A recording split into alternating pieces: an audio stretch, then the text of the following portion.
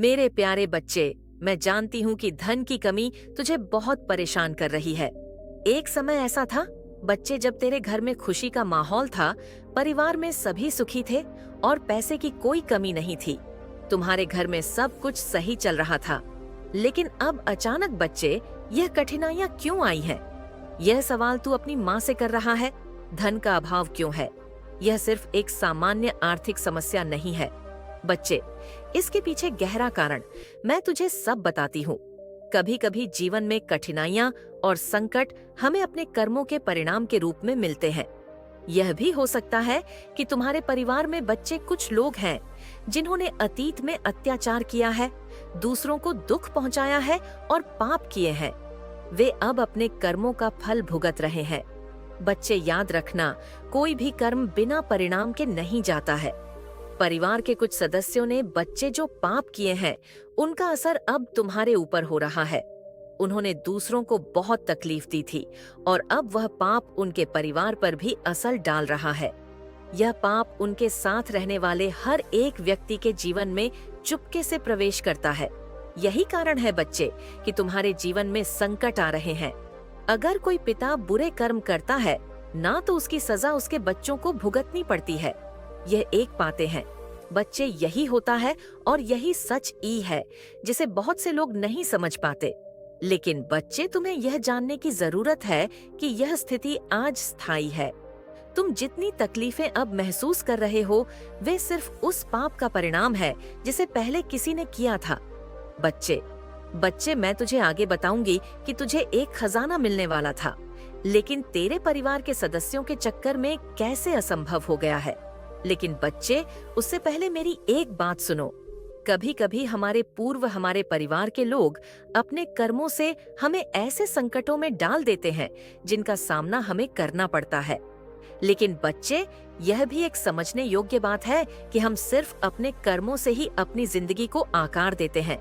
यह दुख का पहाड़ जो तुझे अब दिख रहा है ना, यह हमेशा के लिए नहीं रहेगा तेरे साथ।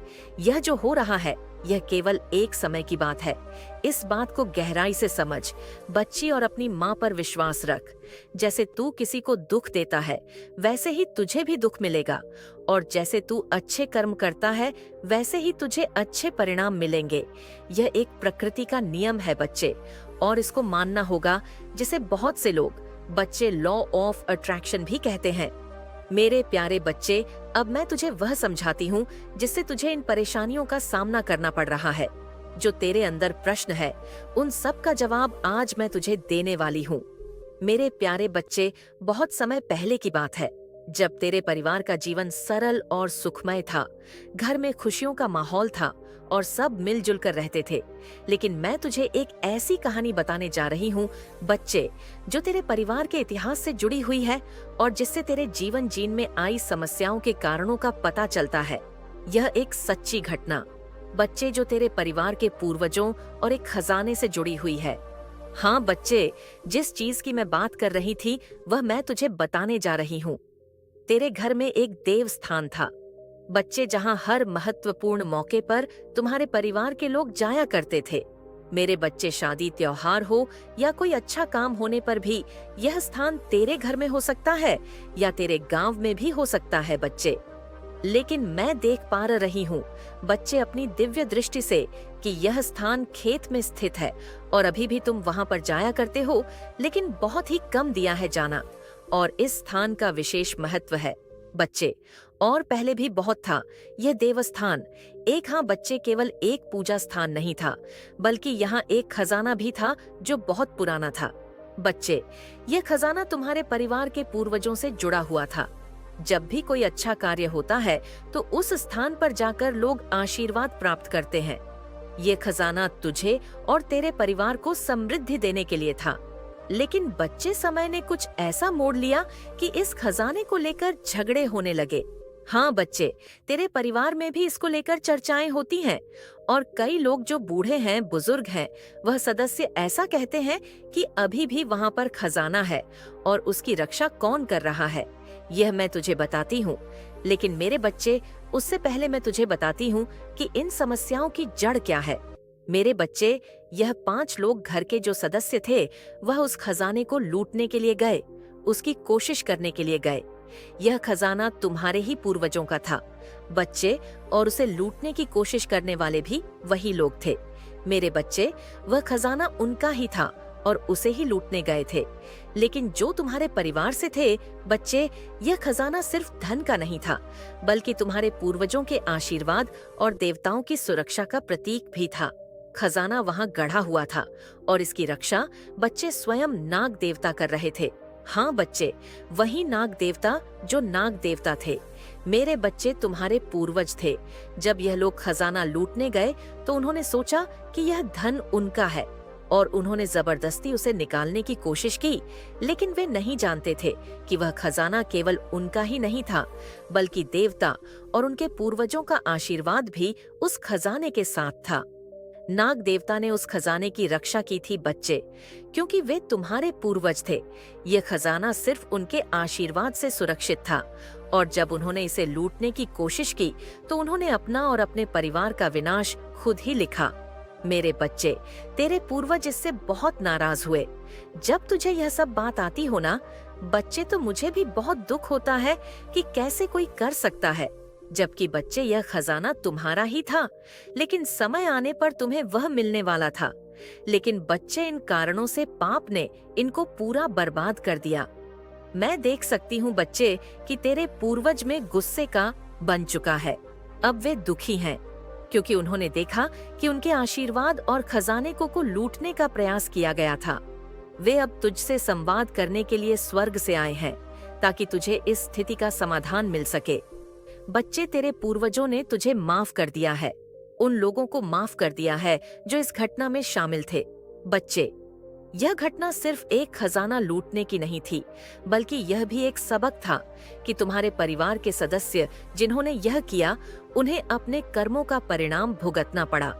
अब भी तुम्हारे जीवन में दुखों का कारण बने हुए हैं, क्योंकि जो लोग अपने पूर्वजों के आशीर्वाद को तुच्छ समझते हैं, उनका जीवन दुख और कष्ट से भरा होता है। बच्चे, मेरे प्यारे बच्चे, इस सब का मतलब यही है कि तेरे पूर्वज का आशीर्वाद अब तुमसे दूर हो गया है, क्योंकि जो लोग अपने पूर्वजों का अपमान करते हैं, वे हमेशा समस्याओं का सामना करते हैं। वे खजाने की लूट के कारण अपने आशीर्वाद से वंचित हो गए हैं। लेकिन बच्चे, मैं तुझे बता दूं कि समय आने पर सबको अपना भाग्य मिल जाता है। जो खजाना कभी तुझसे दूर था, वे अब तुम्हारे पास आ सकता है। हाँ बच्चे, अब वही खजाना तुम्हारे पास आ सकता है, क्योंकि वह समय आ गया है। लेकिन इसके लिए तुम्हें पहले अपने पूर्वजों से माफी मांगनी होगी और उन्हें सम्मान देना होगा। बच्चे, जो नाग देवता थे वही तुम्हारे पूर्वज थे और उनकी ही रक्षा वे खजाने की कर रहे थे। यदि तुझे अपने जीवन में सुख और समृद्धि चाहिए ना बचे, तो तुझे पहले अपने पूर्वजों और देवताओं का सम्मान करना होगा। उनका आशीर्वाद पाकर ही तुझे अपने जीवन में संतुलन मिलेगा। बच्चे, तेरे जीवन में जो समस्याएं आ रही है ना, वे उस खजाने की लूट के कारण है। और इस समय है जब तुझे अपने परिवार और अपने पूर्वजों से जुड़े कर्मों को सही करना होगा। मैं सब बताती हूँ बच्चे। यदि तुझे उस खजाने की प्राप्ति चाहिए जो तेरे पूर्वजों ने संचित किया था, तो उसे अपनी मानसिकता और दृष्टिकोण बदलने होंगे। बच्चे, हाँ बच्चे, तुझे यह समझना होगा कि जो कुछ भी तेरे पास है ना, मैं तुझ तक सिर्फ देवताओं और तेरे पूर्वजों के आशीर्वाद से ही आ सकता है। इसलिए तुझे अपने कर्मों का पुनर्मूल्यांकन करना होगा और उन्हें सुधारना होगा। यह समय तुझे अपने आत्मविश्वास और विश्वास को मजबूत करने का है बच्चे, ताकि तेरे जीवन में फिर से समृद्धि और शांति आ सके। हाँ बच्चे, मेरे बच्चे, ते पूर्वजों ने, मैं देख पा रही हूँ कि अब तुझे माफ कर दिया है। तूने बहुत दर्द भोग लिया है, बहुत तकलीफें झेल ली हैं, और अब समय आ गया है कि तेरे पूर्वज तुमको और मौका देना चाहते हैं। तुम्हें फिर से उस खजाने की ओर लाना चाहते हैं। बच्चे, वह सब तुम्हें देना चाहते हैं। तू सोचता है कि तेरे साथ यह सब क्यों हो रहा है। तू कभी किसी का बुरा नहीं किया, तू निर्दोष है। हर बार तू ये सोचता है, फिर भी जीवन में कई संकट आ रहे हैं बच्चे तेरे। लेकिन बच्चे, जन्म एक बार नहीं मिलता, या याद कर कि जन्म एक बार नहीं मिलता, याद एक बार रहता है। ये एक चक्र है बच्चे। हम कई बार जन्म लेते हैं, खासकर उसी घर में, उस परिवार में, ताकि हम अपने पुराने कर्मों का फल भोग सके। जन्म और मृत्यु का यह चक्र हमारे पुण्य और पाप पर आधारित होता है। बच्चे, तुझे समझने की आवश्यकता है कि यदि किसी के जीवन में कोई बुरा घटित होता है तो वह उस व्यक्ति के पिछले जीवन के कर्मों का फल होता है, और यह भी सत्य है कि यदि कोई इस जीवन में सही कर्म करता है तो उसका भाग्य बदल सकता है। बच्चे, और आज मैं यहाँ तक आई हूँ, इस संदेश को तू सुन पा रहा है तो इसका मतलब बच्चे यही है कि तेरा भाग्य उदय होने वाला है। ये जो तू देख रहा है ना कि तेरे परिवार में संकट पे संकट आ रहे हैं, धन की कमी हो रही है, लोग दुखी हैं, ये सभी घटनाएं सीधे तौर पर तुम्हारे पूर्वजों के कर्मों से जुड़ी हुई हैं। बच्चे, उन्होंने अपनी गलतियों के कारण इस चक्र को बढ़ाया, जैसा कि मैंने तुझे बताया, लेकिन अब तू इस चक्र को तोड़ने के लिए तैयार है, क्योंकि अब तू मुझसे जुड़ चुका है, अपनी माँ से जुड़ चुका है। बच्चे, अपनी काली माँ से। मेरे प्यारे बच्चे, अब जो कुछ भी हुआ है ना, उसको तू भूल जा, क्योंकि अब मैं जो तुझे बताने वाली हूँ उसको सुनकर तुझे बहुत खुशी होगी। मेरे प्यारे बच्चे, तेरे पूर्वजों ने अब तुम्हारे परिवार को, अपने परिवार को माफ कर दिया है। बच्चे, अब धीरे धीरे तेरे कर्मों में सुधार होने लगेगा। यह कोई एक दिन का काम नहीं है, लेकिन यह शुरुआत है। जिस प्रकार तू इस मार्ग पर मेरे साथ चला है, मेरे संदेश को सुना है, वैसे ही अब तेरे कर्म सुधरेंगे। यह सुधार तुझे अपने जीवन में महसूस होगा। बच्चे, मुझे जानकर खुशी होती है कि तू अब मुझसे जुड़ चुका है, अपनी काली माँ से, क्योंकि यही वह समय है जब तेरे कर्म सुधरने का अवसर मिला है। जब कोई आत्मा मेरी शरण में आती है तो उसका हर कर्म पुनः जन्म लेकर सही दिशा में जाता है। बच्चे, तू चिंता मत कर, क्योंकि अब मैं काली माँ स्वयं तेरे साथ हूँ और मैं तेरी रक्षा कर रही हूँ। बच्चे, कमेंट में लिख, अगर तुझे मेरा एहसास होता है, मुझसे बोल कि हाँ माँ, मुझे आपका एहसास है कि आप मेरे साथ हैं। मेरे बच्चे, तेरे जीवन में जो भी समस्या आए हैं अब धीरे धीरे समाप्त होने लगेंगी। यह तुझसे जुड़े हुए कर्मों की गहरी प्रक्रिया है और मैंने तुझे इस मार्ग पर चलने का आशीर्वाद दिया है। मैं देख रही हूँ कि तुम्हारे चेहरे पर चिंता की लकीरें उभर रही हैं। ऐसा लग रहा है कि एक ही समय में बहुत सारे संकट तुम्हारे परिवार पर छा आ गए हैं और तुम समझ नहीं पा रहे हो कि यह सब क्यों हो रहा है। तुम्हें शंका हो रही है कि शायद किसी ने तुम्हारे परिवार पर जादू टोना कर दिया है, लेकिन मेरे बच्चे, तुम माता काली के सच्चे भक्त हो, तो यह कैसे सोच सकते हो कि कोई तुम्हें जादू टोना कर सकता है। मैं स्वयं तुम्हारे सामने ढाल बनकर खड़ी हूँ। जादू टोना तो दूर की बात है, किसी की कुदृष्टि भी तुम्हारे परिवार पर नहीं पड़ सकती। तुम्हारे घर में जो तनाव और समस्याएं हैं, उसके पीछे दो मुख्य कारण हैं। वह तुम्हारी समस्त गतिविधियों को रोकना चाहती है, इस प्रकार से तुम्हारे जीवन को बर्बाद करना चाहती है, जैसा आज तक तुम्हारे साथ किसी ने नहीं किया होगा। उसकी इच्छाएं तो बहुत है, वह तुम्हारे लिए कुछ भी करने के लिए तैयार है। वह तुम्हें बर्बाद करने के लिए कुछ भी कर सकती है। मेरे बच्चे, उसके ई प्रयास हैं। तुम्हारे लिए बचना बहुत ही मुश्किल हो जाएगा। तुम्हारी हर नाकामी के पीछे इस औरत का हाथ है। वह तुम्हारे समस्त कार्यों को इस प्रकार से बर्बाद कर रही है कि तुम उसकी जान को समझ नहीं पा रहे हो और ना ही उसके बारे में तुम जान पा रहे हो। वह औरत बहुत दिनों से तुम्हारे पीछे पड़ी हुई है। काफी समय से तुम्हारे पीछे पड़ने की वजह से वह तुम्हारा बहुत नुकसान कर चुकी। अभी तक उसने तुम्हें इस तरह से परेशान किया है, किंतु तुम उसकी एक भी चाल समझ नहीं पा रहे हो। मेरे बच्चे, वह औरत बहुत ही बुद्धिमान और होशियार है। उसने कई बार ऐसे लोगों को अपनी जिंदगी में फंसाया है जो उनके विरोधी थे, परंतु वह अपने विरोधियों को कभी भी छोड़ती नहीं है, उनसे शीघ्र बदला लेती है। परंतु जिस भावना से वह तुम्हारे पीछे पड़ी हुई है, मुझे लगता है कि तुम्हारे जीवन को वह बर्बाद करके रख, क्योंकि वह जो ठान लेती है वह करके रहती है। उसके मन में जो विचार आता है वह उसे किए बिना नहीं मानती है। मेरे बच्चे, तुमने उस महिला के बारे में अभी तक जानने का प्रयास ही नहीं किया है। यदि तुम अपना प्रयास उस महिला को जानने के बारे कर लेते तो आज तुम्हारी यह नौबत न होती। तुम्हारी बर्बादी का कारण वही औरत है जिसके बारे में मैं बात कर रही हूँ। आज मैं तुम्हा के बारे में विस्तार पूर्वक बताऊंगी। उसका नाम, उसकी पहचान, उसका पूरा चिट्ठा। मैं तुम्हारे सामने प्रस्तुत करके रख दूंगी, उस औरत को जो तुम्हारे पीछे एक डायन की तरह पड़ी हुई है। मैंने यह सब सोचा नहीं था कि मेरे भक्त को इतना परेशान और मजबूर करेगी। मैंने तो उसे दुष्ट लोगों को भी परेशान करते हुए देखा है, परंतु आज उसने अपनी दृष्टि तुम्हारे ऊपर डाली, तो अब मुझे इसमें हस्तक्षेप तो करना ही पड़ेगा, अन्यथा वह तुम्हें बर्बाद करके रख देगी। मेरे बच्चे, जब वह तुम पर सब कुछ करके थक चुकी है, तब वह तुम पर जादू टोना करवा रही है। तुम्हारे ऊपर इस प्रकार का भयानक जादू टोना करवा रही है जिससे तुम्हारा सर्वत्र शरीर काम करने की योजना ना बना सके और तुम कुछ भी कर ना पाओ। तुम्हारा पूरा शरीर स्थिर हो जाए, तुम किसी भी तरीके की प्रतिक्रिया अपने शरीर के द्वारा व्यक्त ना कर पाओ, तुम चाहकर अपने अंदर उस ऊर्जा को उत्पन्न ना कर पाओ जो ऊर्जा तुम्हारी सफलता को प्रस्तुत करेगी।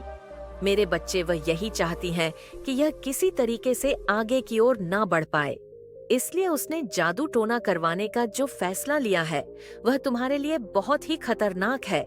यदि इस पर तुम लापरवाही करते हो तो तुम स्वयं अपने आप को बर्बादी का आमंत्रण दोगे।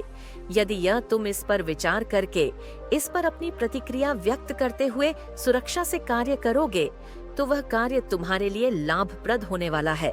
मेरे बच्चे, परिस्थिति खराब होने पर लोग पीछे हट जाते हैं, परंतु तुम इतने मजबूत हो, साहसी हो कि परिस्थिति भी खराब होने पर भी तुमने अपने कदम पीछे की ओर एक बार भी नहीं हटाया है।